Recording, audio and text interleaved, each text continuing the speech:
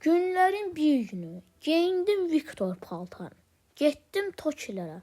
Tokilərdə loot eləyəndən sonra girdim bir otağa pustum.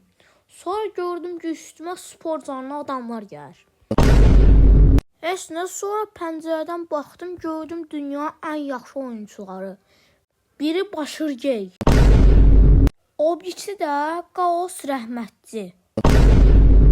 Yanlarında da Vural Üzüm.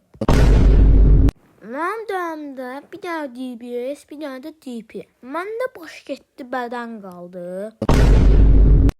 Tullandım pəncərədən aşağı, DBS götürdüm, Vural Üzümə tək atdım.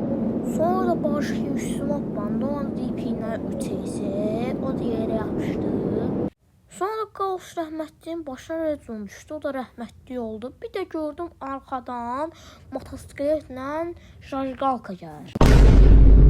Əslində Jajqalka mənə P90-la ötəyisi atdı, mən də rəhmətli oldum.